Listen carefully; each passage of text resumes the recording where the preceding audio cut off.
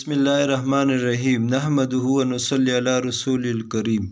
عزیز طالب علموں، آج ہم الدرس الاول جم کے تمارین میں سے یعنی مشق میں سے مفاہیم سمجھیں گے۔ آپ سب اپنی کتابیں کھول کر صفحہ نمبر 9 پر نظر ڈالیں۔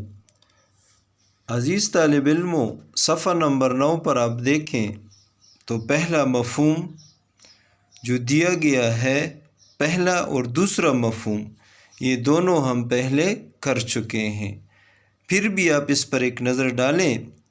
مفہوم نمبر الف ہے اعوذ باللہ من الشیطان الرجیم، بسم اللہ الرحمن الرحیم۔ ولا تکونوا، ولا اور نہ، تکونوا تم بنو، کالذین ان لوگوں کی طرح۔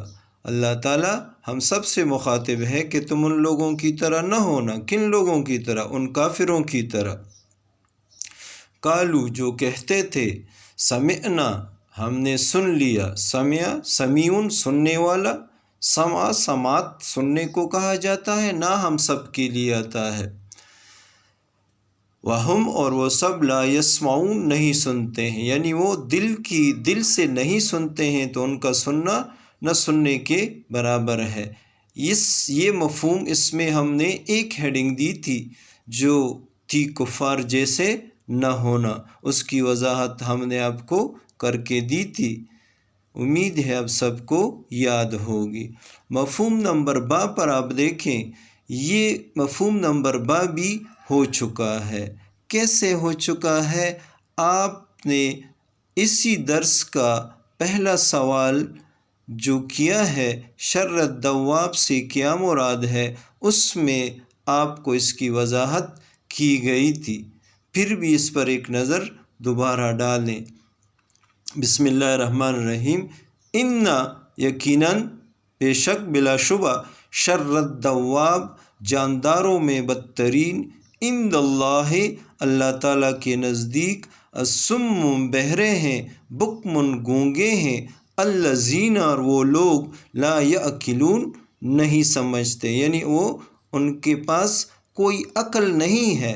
عقل اور شعور ان کے پاس ہے، لیکن چونکہ وہ حق کو سمجھنے سے قاصر ہے، اس لیے اللہ تعالیٰ نے ان کو بے وقوف فرمایا ہے، یعنی وہ بہرے بھی ہیں چونکہ حق کو سننے سے لاچار ہے، گونگے بھی ہیں کیونکہ حق کو بولنے سے لاچار ہے، اور ان کو ناسمجھ یا بے وقوف بھی کہا ہے، اس لیے کہ وہ دین حق اور قرآن پاک کو سمجھنے سے قاصر ہیں۔ عزیز طالب علموں، اب تیسرے مفہوم پر نظر ڈالیں، جم۔ آج ہم اس کی وضاحت کریں گے اور اس کو سمجھنے کی کوشش بھی کریں گے۔ آپ سب اس پر نظر ڈالیں۔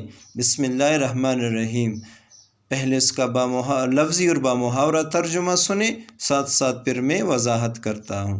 وَأَعْلَمُوا، و حرف عطف ہے، اعلموا یہ فعل امر ہے، امر کا صیغہ ہے، علم سے ہے، علم کے لفظی معنی جاننا ہے۔ وَأَعْلَمُوا اور جان جاؤ اور جان رکھو، آگاہ رہو، انا کہ اللہ تعالیٰ یحول حائل ہوتا ہے۔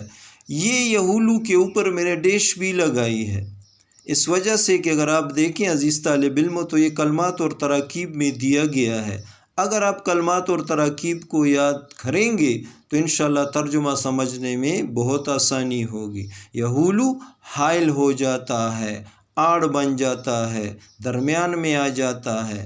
بین درمیان کو بولتے ہیں، بٹوین۔ المرء مرءن عربی میں آدمی کو کہا جاتا ہے، رجل بھی آدمی کو کہا جاتا ہے، یہاں مرء کا لفظ استعمال ہوا ہے۔ وقلبہ قلب دل کو کہا جاتا ہے، وہی ہے جو پہلے وَأْلَمُوا کے ساتھ آیا ہے، قلب دل کو کہتے، اور ہی ضمیر ہے اس کا یا اس کی میننگ دیتا ہے۔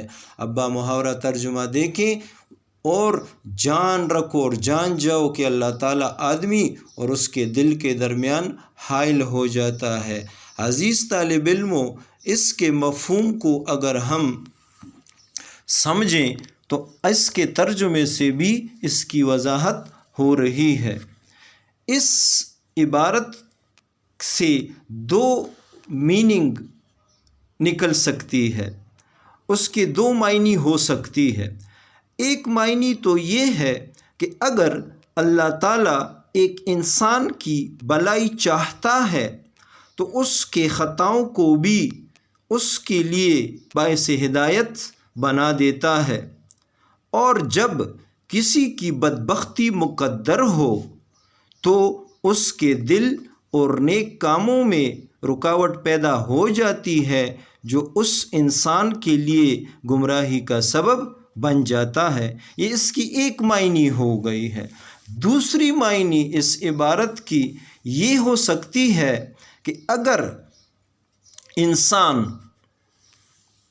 کسی بھی نیک کام کے کرنے کا ارادہ کرے یا وہ گناہوں سے بچنے کا موقع اس کو آئے تو اس کو اس موقع کو، اس حالت کو غنیمت سمجھ کر فوراً ہی کرنا چاہیے، کیونکہ بعض اوقات اللہ تعالیٰ اس انسان اور اس کے دل کے درمیان حائل ہو جاتا ہے، یعنی اس سے کوئی ایسی بیماری پیش آ جاتی ہے یا اسے موت آ جاتی ہے جس سے وہ اس نیک عمل سے رہ جاتا ہے۔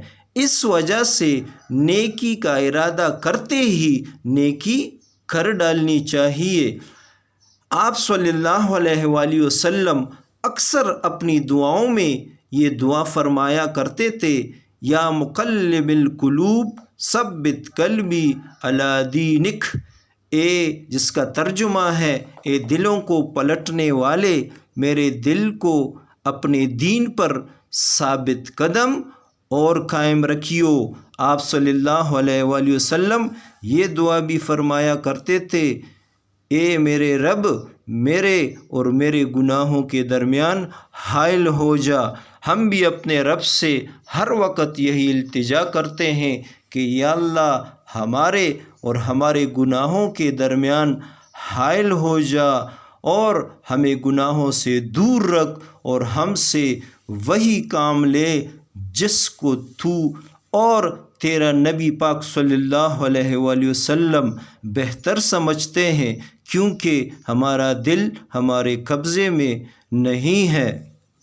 عزیز طالب علموں، امید ہے آپ اس کو اچھے طریقے سے سمجھ گئے ہوں گے۔ اس کو ایک بار دوبارہ دہرائیں، انشاءاللہ اچھے طریقے سے آپ کو ذہن نشین ہو جائے گا۔ اب اس عبارت کا دوسرا مفہوم انشاءاللہ اگلے درس میں، اگلے لیکچر میں سمجھیں گے اور یاد کریں گے۔